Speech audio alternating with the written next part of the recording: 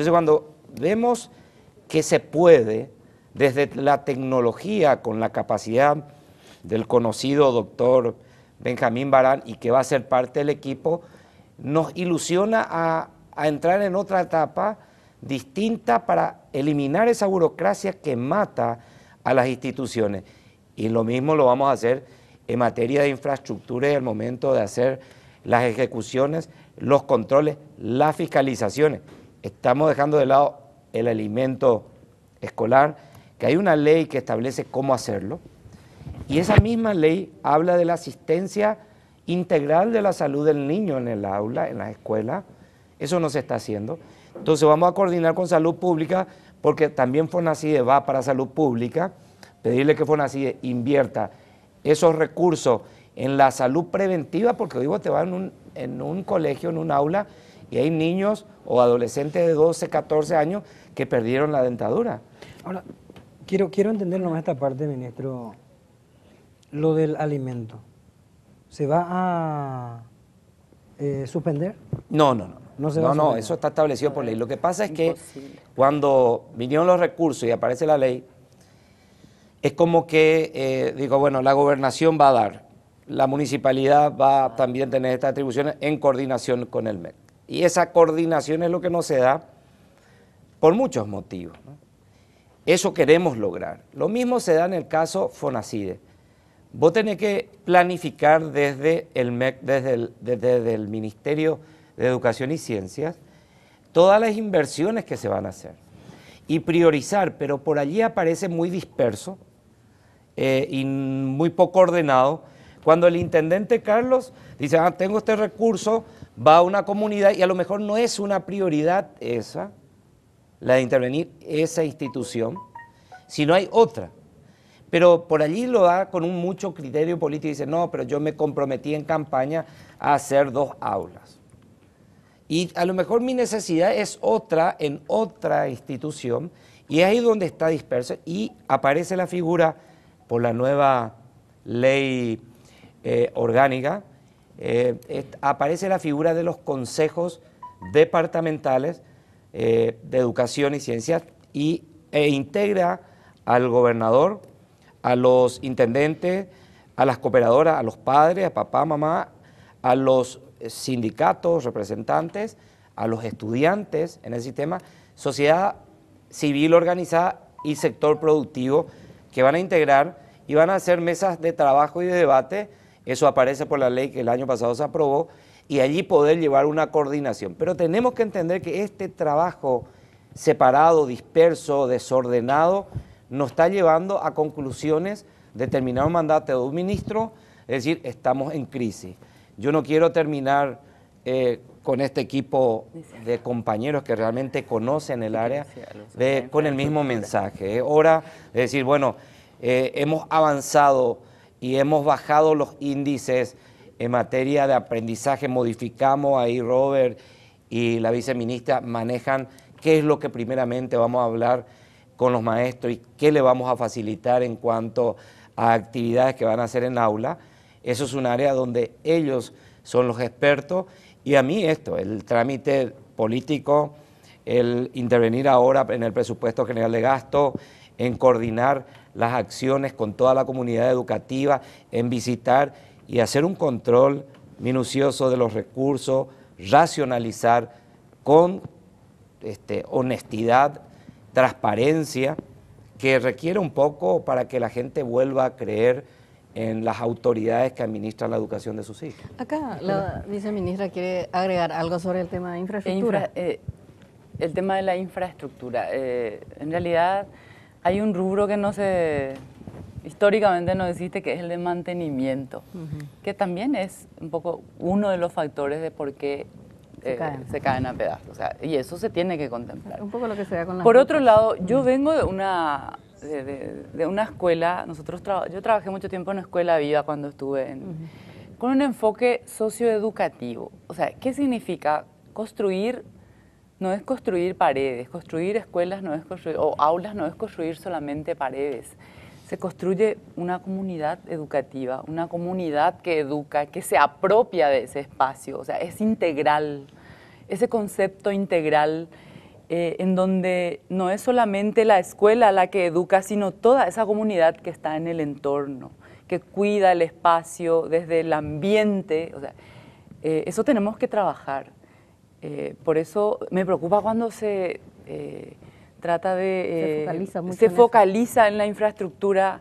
Yo decía, a mí más que la infraestructura, me preocupa la infraestructura mental del docente, porque ahí es donde está nuestro verdadero desafío, porque un docente preparado puede hacer maravillas en el espacio que tenga. Pero lo hará mejor en un... Lo hará mejor, por supuesto. Y el otro concepto es que construir escuelas no es solamente construir paredes, es construir comunidad educativa. En ese sentido, la pregunta que le hago, y no sé quién me va a responder, yo sé que cuando hablamos de la complejidad de la educación, es absolutamente imposible resolver esto en 5 ni en 10 años, ¿verdad? Hay que construir un cimiento nuevo de lo que queremos para el siglo XXI. Pero lo que me gustaría saber, ustedes, en este contexto de números catastróficos de la educación pública en Paraguay, es cuáles son las rupturas que plantean. Decir, bueno, esto se está haciendo, esto ya no lo vamos a volver a hacer. En el área que fuere, ¿cuáles son esas rupturas, ese punto de inflexión que va a marcar esta administración política? Quisiera, desde lo que sería el Viceministerio de Educación Superior, marcar una diferencia en lo que sería la formación inicial de los maestros. Tenemos una oportunidad fantástica en los próximos años, porque a inicio de la reforma hemos tenido una cantidad importante de docentes que ingresaban al sistema, 43.000 en 12 años, y esos 43.000 se van a comenzar a jubilar a partir de ahora en los próximos 2 años también. Van a tener derechos jubilatorios. Entonces tenemos ahora una oportunidad muy importante de hacer un reemplazo de docentes en el cuadro activo, por así decirlo, con características y tal vez diferentes. Y ahí el rol de los institutos de formación docente es superlativo. O sea, hay que hacer una reingeniería de la acción concreta de los IFDs. Tipo Universidad Garage también está en la... Claro, pero lo que es competencia del ministerio, que ahí, de ahí salen el 80% de los maestros, eso tiene que tener una diferencia sustancial. Ahí hoy día no hay ninguna excusa para que compremos tecnología, para que demos modernidad, porque tenemos que entender también que los futuros docentes, los que van a entrar en los próximos años, también son millennials, son de la misma generación del que hoy día están en aula. Al contrario de lo que hoy día están los maestros que hoy día están en el aula son maestros de una era, por así decirlo, diferente, por eso no hay tanta afinidad con la tecnología. ¿Cierto? El maestro de hoy tiene muchas capacidades. Tenemos problemas de chip nosotros. Disculpen, pero la tecnología de los millennials, ellos son nativos. Los maestros que van a venir serán millennials también. Y esa capacidad tenemos que aprovecharla. Tenemos que darles los componentes que ellos van a necesitar, porque lo que ocurre hoy, desde mi óptica, es una especie de choque generacional. El niño que hoy día está en nuestras aulas es un nativo digital, es un chico que se aburre con facilidad también. Y nosotros venimos de una época donde no hubo mucha diferencia entre quien estudió en el 50 y en el 70. ¿Se entiende? Sí. Entonces, el maestro que está en el aula hoy tiene esa didáctica, a lo mejor, con necesidades de adecuación, para decirlo, y eso esa ventaja que vamos a tener hoy día con los maestros que se vienen, tenemos que aprovechar. Una docente me envía un mensaje y me dice, quiero saber cuál es la lectura que le dan a algo que parece tan simple, sencillo e insignificante, pero que puede tener algo profundo. Los docentes de hoy en día no podemos, tenemos que ser muy cautos al momento de comunicarnos con los chicos, dice, porque en cualquier momento se nos vienen encima los padres y perdimos esa capacidad de... La autoridad del colegio. La autoridad. Sí. ¿Cómo se lee? ¿Qué lectura se le da a eso? Mira, lo que decía al principio y hacía un llamado, este es un trabajo de todos juntos, porque muchas veces nuestros niños, nuestros hijos, digo, yo voy a ir a trabajar y bueno, anda mi hijo a la escuela. Sí. Y dejo ahí el tiempo que me da a mí para ir, en muchos casos, no voy a generalizar, pero se va el niño y me da tiempo para ir a trabajar. Sin embargo, ayer yo me encontraba con una compañera de trabajo compañera de trabajo aquí del canal. Robert conversó más con ella, pero yo llegué a la parte del testimonio y me decía, yo salgo de acá a las 10 de la noche y mi hijo me está esperando para hacer las tareas. La tarea. Y hago las tareas y después al otro día me levanto temprano y me voy a la escuela de fútbol con él, porque tiene el sueño de ser futbolista tu hijo, un campeón para ella. Y volvemos a casa y estudiamos otra vez. Luego ya yo vengo para el canal y él va para la escuela. Ahí vemos una mamá responsable. No le vi con un perfil de ser una persona con recursos de clase media, estamos hablando de una persona trabajadora de este canal, mujer, ocupada y preocupada por las condiciones, por la educación de su hijo. Entonces, cuando hacemos un llamado y yo perdí el interés de lo que está pasando con mi hijo en la escuela. Y decía, cuando la maestra te dice, mamá, vení, quiero hablar contigo, no es para contarte, qué sé yo, un chiste, te está queriendo decir, hay una dificultad, no está haciendo su tarea, no está haciendo su proceso, tuvo esta inconducta y no van muchas veces papá o mamá. Entonces hay un registro anecdótico que el docente tiene que registrar para aquel día en que tenga que tener el reclamo de papá, ella le tenga que decir, mire, el día tal sucedió esto, te llamé, le convoqué, no vino, entonces hay una consecuencia en el sentido de sus calificaciones. Pero hay otra situación también. El docente habla hoy, y esto es todo lo que nosotros manejamos, cuando escuchamos, tenés que dejarle pasar. No te vayas a hacer problema. Porque cuando te tengan que analizar en la supervisión, ¿y por qué tenés tanto aplazado? Vos, maestra, la que no servís. Una maestra que es bastante estricta en lo que está diciendo. Inició un proceso, qué sé yo, en marzo y en junio, y este niño no dio seguimiento al proceso, y entonces las calificaciones no son de las mejores. Y ella se encuentra en una situación donde dice, ¿qué hago? Gano 2 millones por turno. A lo mejor tengo un solo turno. Tengo que cumplir con todo el papeleo que me exige. El estirón de oreja va a venir sobre mí. Por allí viene la madre que va y le reclama, porque su hijo le dijo algo, le reclama a la docente y en voz sana. ¿Para qué te vas a generar problemas? Esa es la realidad que vive el docente en su aula y nosotros tenemos que asumir nuestras responsabilidades, papá, mamá. No hago generalizaciones, pero esa es una verdad.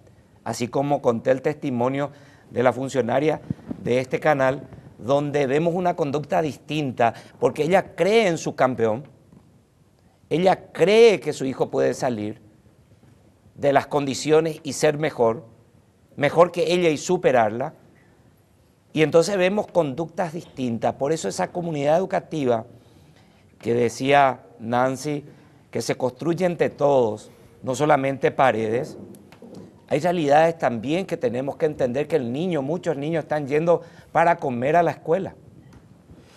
Y y se le está diciendo, anda mi hijo a comer. Estoy hablando de asentamientos, comunidades en el interior donde hay mucha pobreza.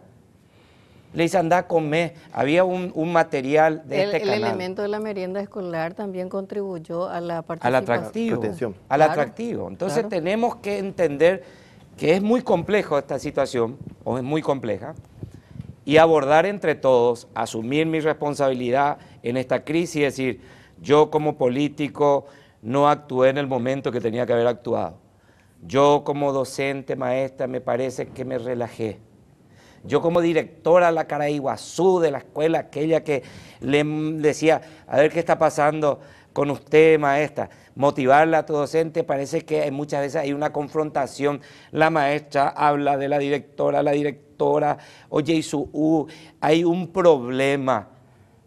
Y es ahí donde marca la diferencia, Nancy, cuando dice, te encontrás con una institución y parece que estás en otro lugar, porque hay comunión. Hay liderazgo. Hay liderazgo, hay comunión de espíritu, hay vocación que surge de adentro a pesar de las circunstancias, y te encontrás con la otra realidad donde esta participó del otro sector, habla mal, el padre viene instigada. Me dijo un sindicalista, le voy a decir al aire, 90% de los problemas que tenemos nosotros con los directores, el problema que con los padres, es porque una intervino y le trae la confrontación con la otra. Me dijo él, yo no manejo esa realidad, me lo dijo él. Me dijo, ¿vos sabés qué se genera ahí entre nosotros mismos? Entonces acá, el desafío no es solamente alimentación, ordenar la casa, infraestructura, los cambios que vamos a hacer en materia de ayuda al docente lauda, la tecnología, sino recomponer relaciones. Y yo te pido, supervisores, asuman sus roles. Yo le pido a los directores que vuelvan a ser reconocidos. Seguramente vos te acordás de tu maestra, usted, Víctor, de tu maestra de primero, segundo y tercer grado, y de tu directora que te marcó. Yo allá por Colonia Unida, por obligado.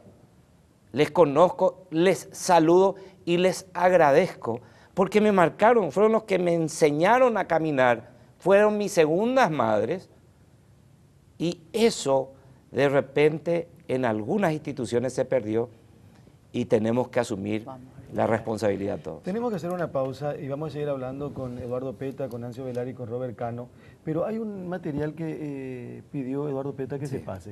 Sí se puede. Sí, vamos a pasar, pero quiero que después nos explique por qué. Pero veamos, por favor, a continuación. Lo paro. ¿Vos años con el conde? 10.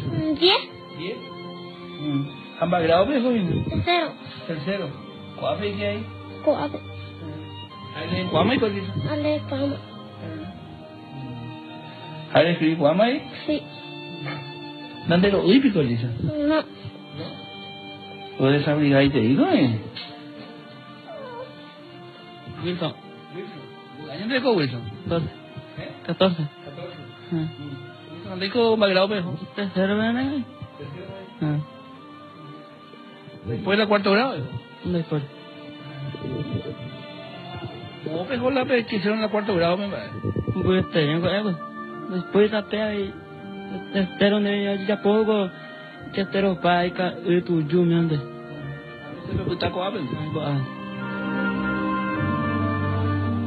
Los alumnos son pocos, pero aún así la escuela no cuenta con los pupitres necesarios para todos. La pobreza de esta población es tal que la educación pasa a un segundo plano.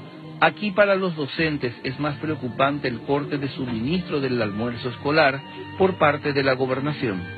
Todos los días, sin desayunar. Al almuercito hasta este junio, van a comer, todos los días comen. Sacar usted más, profesora, las galletas. Va más comida. Tiene que hacer todas las cocineras. Que llena de desayunar y profesora. Todos los días. ¿Y hasta este junio, profesora? Y así dijeron, no sé, se me encargaron de la merienda. ¿Hasta junio nomás iba a haber? Mira, sí, hasta junio nomás. Ya va a terminar ya. ¿Y qué comparte si fuera? Y no sé, señor, no sé, yo ya no puedo, eso ya. Yo estoy acá, ya tengo 24 años de servicio y ya, con 3 hijitos ya. Este año ya nomás, si Dios quiere la Virgen. Pero ojalá que siga esta escuelita, ruego a Dios y a la Virgen allí. La escuela situada en la Compañía Manduana 1 de San Juan de Pomuceno tiene 2 maestros que imparten clases plurigrados, sin comodidad, sin biblioteca, sin juegos didácticos. Los niños solo tienen ganas de aprender, de comer, de jugar con su imaginación a la espera de que el futuro sea mejor.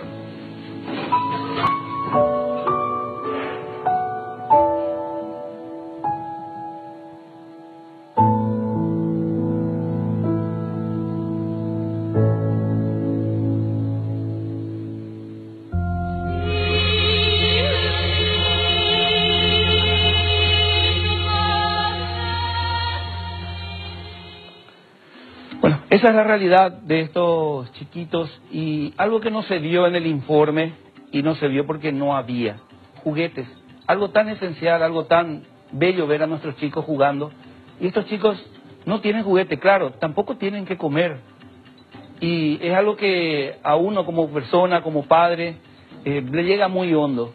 Y ojalá estas imágenes, esta serie de informes puedan llegar hasta las autoridades nacionales y departamentales y ayudar a que esta gente salga de la situación en la que se encuentra. Quiero hacer una... No hace falta que se explique por qué queríamos por qué quería Eduardo Peta que se pase. Qué duro. Quiero decir esto. Hay un material que algún día tendríamos que rescatar también, porque este es un ejemplo, Freddy Valenzuela, en San Juan de Nepomuceno, departamento de Cazapá. Sí. Hay un material de Mabel Díaz, en Maracaná, en Canindeyú. El primer día de clase, y voy a relatar, voy a contar, y a lo mejor después podemos compartir, pero si ubicamos hoy. El primer día de clase, Day Zapatuy, no sabían no tenían letrina. El yuyal era el espacio para hacer las necesidades. Si vos comenzás así, te desarrollás así, y llegaba a Maracaná, y estaba paralizada la obra porque, oye, upa la plata por el tema del Fonacide y cosas por el estilo, los municipios y eso. Y fuimos testigos también de una cuestión que te parte el corazón. Pero quiero decir esto. Eduardo Peta, campesino. ¿No le molesta que le diga campesino? No. Campesino.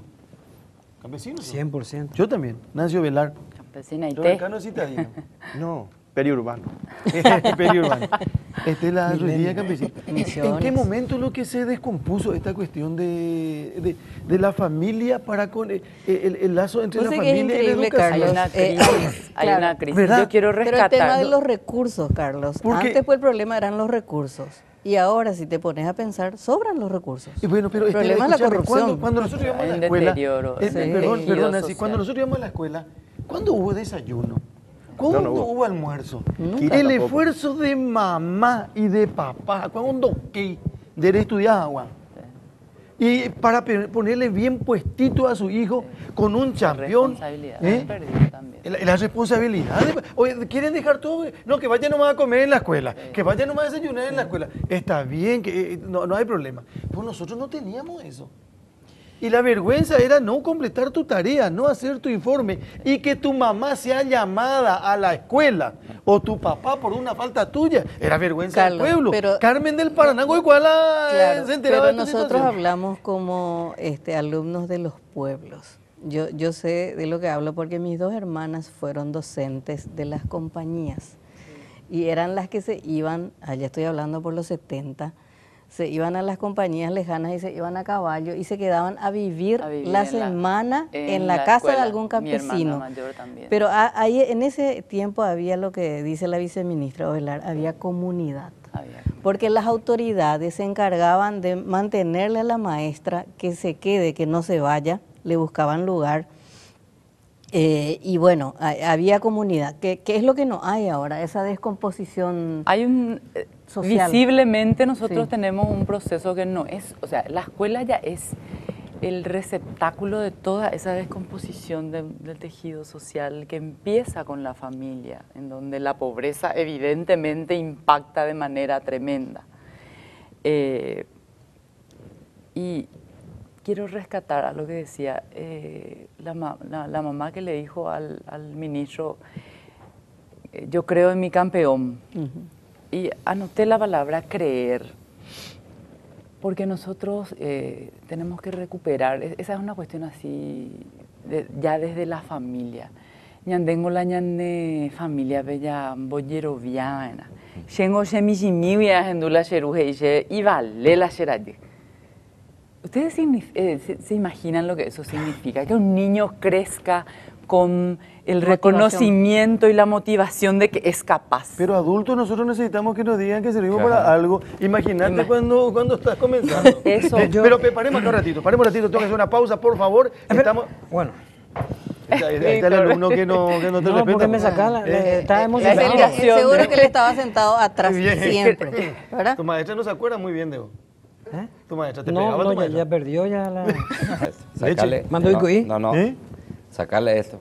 ¿Coquito? No. Reviro. ¿Reviro? Reviro. ¿O no comías reviro? No, tortilla sí. ¿Y reviro no comiste nunca? Sí, comí, pero en el cuartel. Bueno, pues reviro. ¿Vos? No, en el cuartel.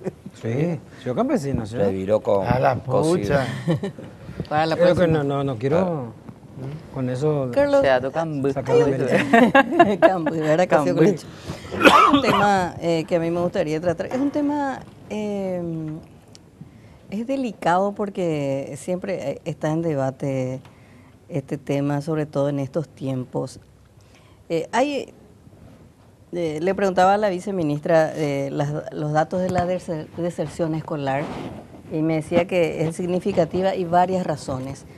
Una de las razones que estamos analizando y que estamos viendo en forma preocupante es el aumento de las niñas madres.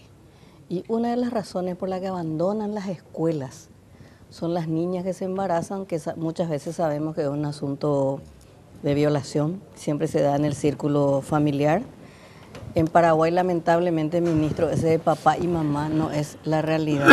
Papá o mamá también. Sí, más mamá que papá, muchas veces, lamentablemente, ¿verdad? Porque nos gustaría que fuese papá y mamá siempre. Y he visto por lo menos titulares que hay grupos que plantean evitar la educación sexual en las escuelas. Y me pasaron una encuesta que se hizo en donde hay una realidad que se tiene que analizar y que yo creo que son los hechos fácticos que cualquier gobierno tiene que tener a mano para tomar decisiones. En esta encuesta se dice que el 30% de los estudiantes tuvieron relaciones sexuales. Estamos hablando de secundaria. El 21% confirmó haber tenido relaciones sexuales antes de los 14 y el 11% empezó su vida sexual en 8º grado. Estamos hablando de 12 años, ¿verdad? Niños. En el 2017 se reportaron más de 2.300 denuncias de abuso infantil. En este contexto, esta es la realidad. ¿Usted cree que no hay que impartir educación sexual en las escuelas y en los colegios? Ese es un tema que tiene que ser objeto de debate. Oportunamente, seguramente va a ser objeto de debate. Lo que yo no me quiero concentrar es en dividir a la sociedad en este momento sobre un tema importante, donde salen los pros y los contras. Debe ser objeto de debate, pero nos podemos concentrar solamente en esto. Acá hay que hacer unas reformas profundas de lo que decíamos, y Robert nos explicó, y me gustaría que hable sobre el manual antiguo para el maestro. No estoy eludiendo a este tema, ni mucho menos. Pero cuando hablamos de estadísticas, hay protocolos de actuación que tienen los maestros, que tienen los médicos, las regiones sanitarias, y me suena, y yo pedí como senador la información, me suena como a un dato sumamente elevado que llega a conocimiento de un médico o de un docente y no hay sanciones penales. Es decir, hay un protocolo de actuación sobre el tema de los abusos y es como que no me termina el dato estadístico. Es decir, tengo 30% de esto, tengo que tener una actuación de acuerdo a un protocolo, a mí que soy docente o supervisora o médico cuando recibo la información, pero el Ministerio Público quiero saber cuántas sanciones penales tiene al respecto. Pedí la información y fueron los últimos días de mi gestión, voy a ver que llegue y voy a pedir copia y voy a cerrar un poco esos datos estadísticos. Pero que hay que trabajar en la prevención, no en las consecuencias. No, ya sé, te estoy hablando de que los datos estadísticos son datos que tienen que tener una evidencia científica detrás y las actuaciones. Entonces voy a hacer un debate que va a ser en el ámbito de la familia, el tema de la educación sexual, de los consejos, sin lugar a dudas tiene que ser debatido, en su momento, en su tiempo. No estoy rehuyendo, vuelvo a decirte, pero estos datos a mí me preocupa que cada vez van en aumento, dice, pero no tenemos sanciones penales y las sanciones también hacen a que la conducta sea modificada. Cuando hay impunidad, no se modifican esas conductas y lógicamente los datos o las estadísticas tienden a subir. Entonces tenemos que llegar a un debate grande, pero incorporar las instituciones para que estas realidades sean modificadas. Sí, le tocó, creo, uno de los temas centrales y uno de los principales desafíos de la educación que tiene que ver con la... Y quisiera en este momento tratar de hacer una abogacía para desterrar un término que estigmatiza al estudiante, deserción. Sí. Creo que el término de deserción es bastante duro. ¿Qué es un desertor? Claro. El que abandona. El que abandona. ¿Y qué se hace con un desertor en la batalla? Fusilamiento. Por ejemplo, no. El estudiante no es un desertor. Sí. El estudiante hasta diría que es expulsado del sistema por una Claro. cuestión social o lo que sea. Sí. No es- Económica. por favor, me gustaría ya, en defensa de los estudiantes, Sí. ir a no estigmatizarlos como desertores, sino como personas que sufren las consecuencias de un sistema. Por un lado, estaba escuchando atentamente lo que decían y respondiendo un poco, ampliando la consulta que hizo Víctor. Las causas de los resultados, o sea, todos están preocupados por los resultados, pero esos resultados son multidimensionales, como decíamos. Una de las causas es la política, la incidencia, la injerencia no a favor, sino en contra. Y la otra tiene que ver con la pobreza. Veíamos recién este documental que nos exponía el señor ministro. El 40% de los niños paraguayos nacen en hogares pobres. El 40%, 4 de cada 10 niños paraguayos nacen en hogares pobres. Y eso incide definitivamente en su logro educativo.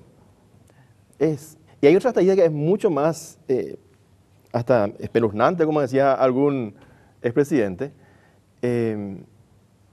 de esos niños que están naciendo en pobreza. La probabilidad que tienen para terminar la secundaria es casi nula.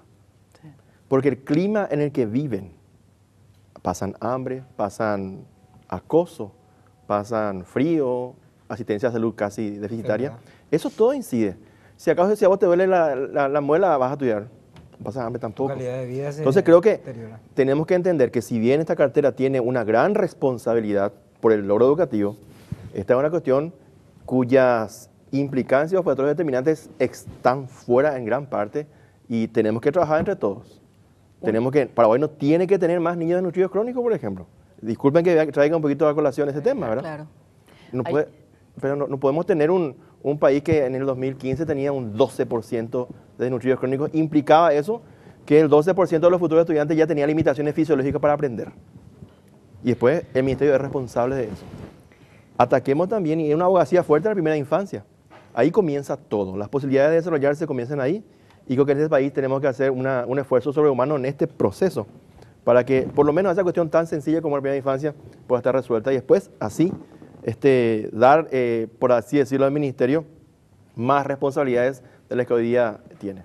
Yo quiero agregar algo a las razones. En ese análisis de lo que nos dice la ciencia, nosotros tenemos una realidad, nuestro bilingüismo.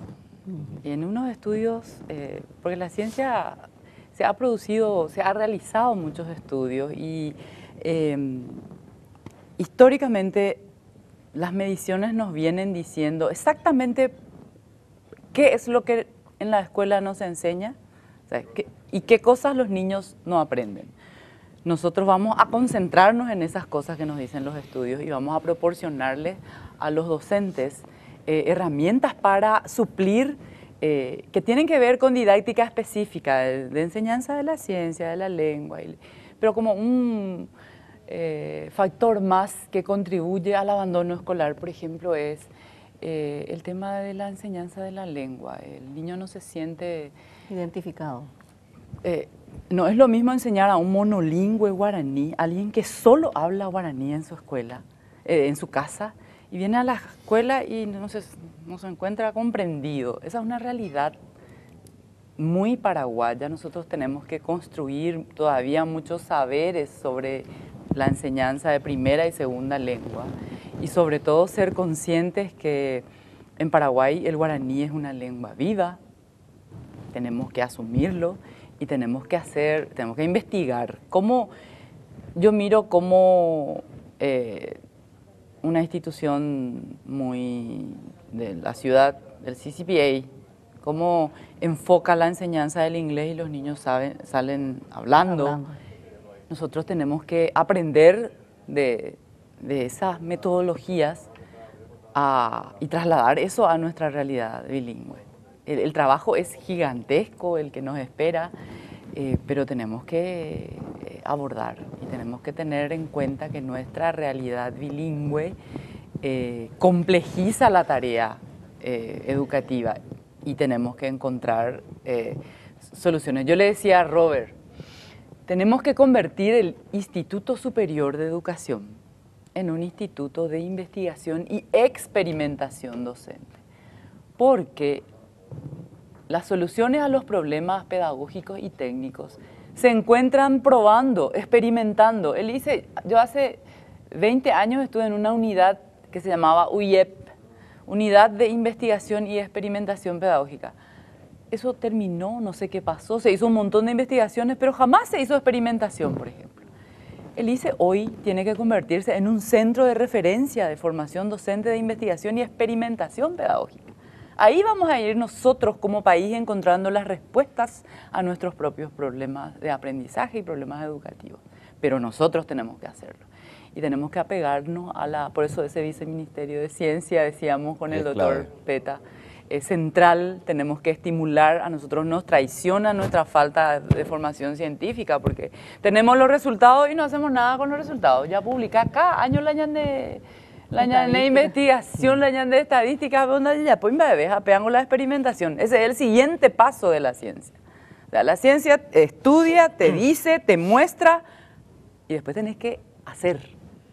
Y en ese hacer nosotros queremos ser muy concretos y proponer, por ejemplo, la elaboración del planeamiento día por día, casi hora por hora, con especialistas para trabajar con los maestros en este. Esa es una ruptura que vamos a plantear. Robert Cano, en uno de nuestros programas Bajo la Lupa en Noticias Paraguay, trajo todos los libros, los libracos. Yo le estaba reclamando que lo haga hace mucho. Él ya recorre hace mucho. Bueno, sí. y eso es una experiencia exitosa que tuvo en Cazapá, en un colegio y en Misiones. También.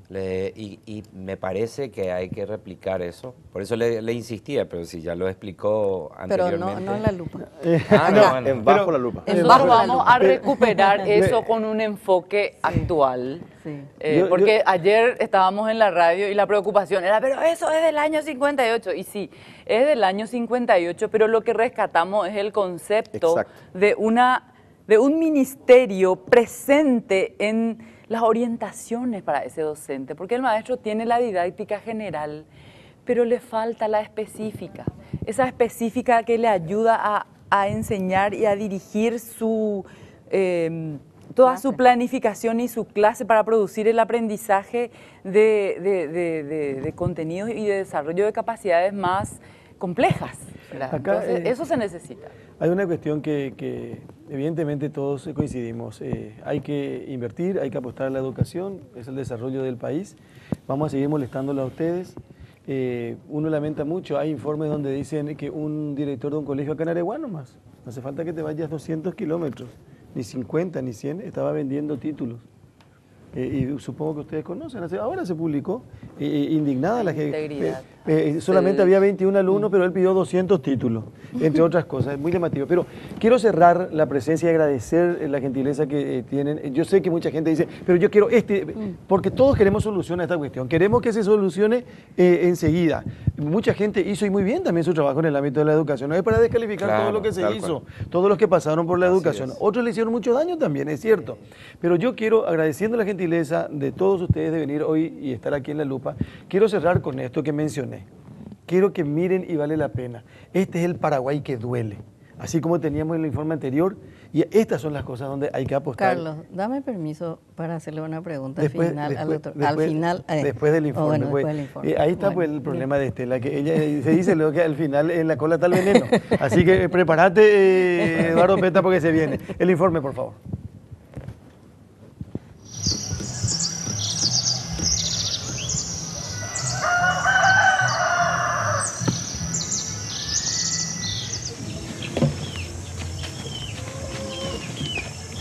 Estos hermanos se preparan para comenzar el primer día de clases.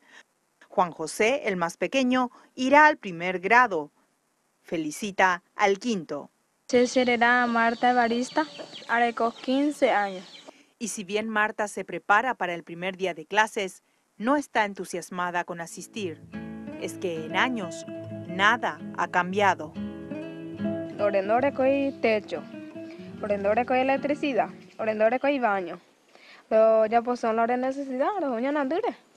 Ahora ya pues vi festival, algo ya pues la necesidad, ahora baño y amo la otra y coi haupa la y la ahí en la festival, pero yo tan una paña desechable. Y ahora y coi. A la tapengo y porque ella la niña ni caballo ni gatillo porque la iba ahí. No, se la desea la pesa rico. Hacia tú ya sea la pesa de gusto.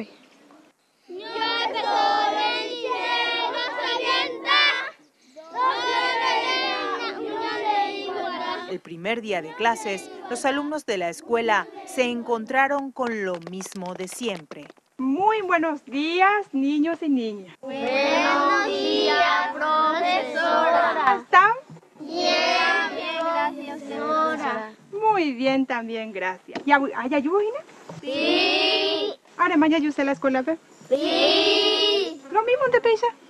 Sí. La escuela y colegio no tiene aulas suficientes para el primero, segundo y tercer grados, ni tampoco para el nivel medio. Después la aula, atendas ahí a colegio, pues la colegio. Esto que estamos teniendo es muy precaria. Se escucha todo de un aula a la otra cuando estamos hablando, entonces también hace un intenso calor de 42, 43 grados todos los días y los chicos no pueden soportar este calor porque estamos bajo de las chapas. Y en épocas de invierno sí que hacemos fuego y nos arrinconamos cada grupo así en un sector hasta que pase que salga el sol y a partir de ahí continuamos, ¿verdad?, las clases.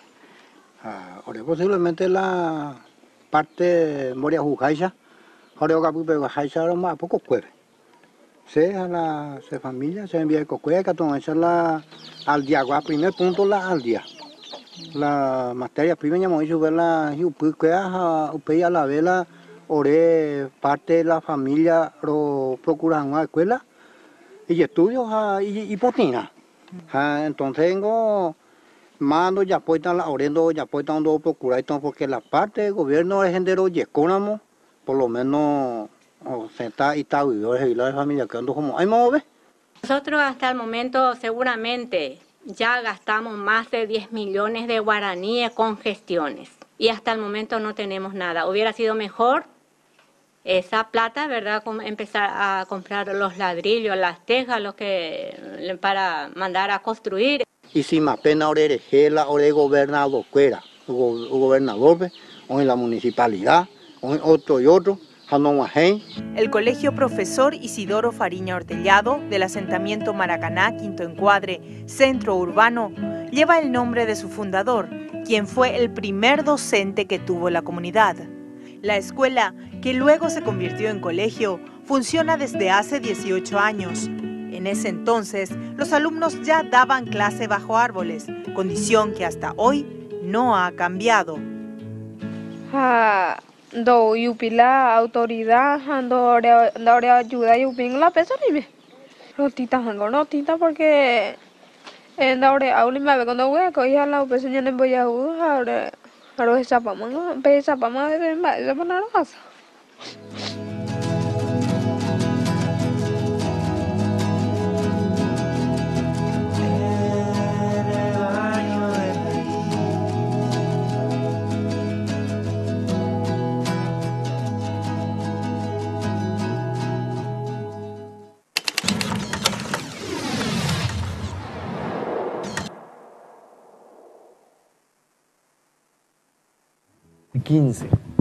Supongo que hoy tenemos una escuela espectacular en Maracaná. Tiene techo por lo menos, porque el techo es lo que faltaba. Dos líneas me permitís, ¿verdad? Sí, sí. No, yo algunas veces soy muy extremista, ¿verdad? Pero yo creo que, y sinceramente yo creo que la raíz de toda la miserabilidad humana que tenemos en el Paraguay es a causa de la corrupción y de la impunidad. Podemos sentarnos a discutir días y meses acá. ¿Qué vamos a hacer en educación? ¿Cómo vamos a avanzar?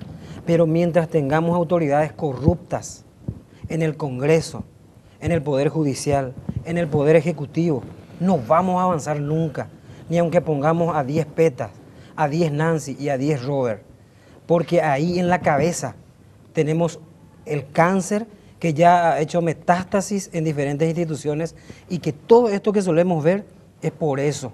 Esta es la raíz, porque si la autoridad no está sana, si está enferma, la ciudadanía va a estar en las mismas condiciones, porque nunca va a llegar ahí la sanidad ni el progreso. Eso es lo que yo creo, puedo estar equivocado. Estela, para cerrar, por favor. Sí, yo no puedo dejar de preguntarle a uno de los hombres más importantes del gobierno de Mario Abdo Benítez. Se acerca su asunción y tuvo dos turbulencias importantes antes de asumir. No sé si es un engaño de Colorado Añetete con respecto a las notas reversales de Yacyretá, que hemos pasado varias veces el discurso de Mario Abdo, que él estaba en desacuerdo. Hoy, última hora, publica que Arnoldo Vins dice que es un buen acuerdo, pero él votó en contra. Entonces, ¿cuál es la posición política de Colorado Añetete en el tema, Mario, en el tema de notas reversales para entender? Bueno, hoy ya podemos decir que está de acuerdo, había sido, y que nos engañaron durante la campaña, 1. Y 2, el caso Ibáñez, era una tormenta que se venía y no pudieron medir. No, el primer caso de notas reversales, fui parte de la comisión que se conformó del Senado, Tito Zaguier presidió, yo fui vicepresidente del estudio de la nota reversal que habíamos recibido por otro medio. Y ahí nosotros hicimos conclusiones, fuimos a hablar con el arzobispado. La iglesia tuvo una posición favorable primero y después que nos había escuchado con los expertos, cambio de posición, hizo esta es una causa nacional. Después se hizo un debate interno con expertos que designó el arzobispado. Y bueno, y también eso estaba transmitido dentro de lo que era Añetete, pero no se abordó así en forma muy específica. Y lo que se decidió era liberar los votos. Que cada uno haga su estudio con respecto al tema, porque no habíamos asumido el gobierno, todavía no asumimos, y que cada uno haga su voto, de su voto, y liberó en el caso Yacyretá y yo voté en contra del acuerdo, porque no estoy de acuerdo porque tengo estudiado profundamente. Para mí, para nosotros, para mi opinión y para ese equipo, no es el mejor de los acuerdos. Hubiéramos tenido otra. Pero se decidió eso en la Cámara y en ese caso se liberó los votos de Añetete, que se caracterizó por ser un movimiento que respeta los criterios de cada uno de sus integrantes. No es así que te baja una línea y tenés que a su orden. Y en el caso Ibáñez también. Yo estuve en una interna y hablaba con Ibáñez sobre este tema y yo le dije, en algún momento dado vas a tener que asumir las consecuencias de este hecho y te va a impactar. Ese es el día que vas a tener que tomar decisiones importantes. Y también, creo yo, por los votos que vi de 2 Añetete diputados que votaron, por lo que veo ahora desde afuera, caso Colin Soroka. 3. Jazmín Narváez y Miguel Cuevas. Jazmín y Miguel, claro. Roberto González también creo que es pero él es de Nicanor. Sí, de Nicanor. Bueno, que se liberó los votos y se votó por la pérdida. Por la pérdida de investidura. Y vuelvo a decir, es un impacto muy fuerte, lógicamente, porque es parte del movimiento, participó de unas internas y honestamente está generando mucho daño. Yo considero, mi opinión, que Ibáñez después de este mes, y espero que así lo haga, mi opinión, Eduardo Peta, pueda renunciar al cargo de diputado. Es un consejo mío, de Eduardo Peta, no del movimiento, porque está generando mucho daño. Eduardo Peta, gracias por venir. Ignacio Velar, muchas gracias. Robert Cano, gracias. A partir de ahora le vamos a molestar permanentemente. Nosotros trabajamos muy temprano, estamos desde las 5 de la mañana en radio, así que a veces somos atrevidos y maleducados, llamamos tempranito. Sí, la heresea, viceministra. Ese porque ese la bañe porque pegan uñan de aretereima ñambota pukue. Chinunguerambo de jaracuerape, oña ñandere tanya bebé. Orero y cuala penco tenera. Orero y cua aremaro gensan yo va la escuela pe ya puana jaro y meta vende querer una jeta la escuela pe. Peape ten compromiso con equipo o asumía. Ñaña tañamo pua la ñan de educación oñon dive. Ya yeroviaba en yo he un peba amamos a SPM. Árabe. De viceministro. No es fácil. El otro día decía un experto que el guaraní es un idioma hablado. O sea, es un idioma para hablarlo, no para escribirlo. Vos sabés lo difícil que es hablarlo y más todavía escribirlo. Bueno,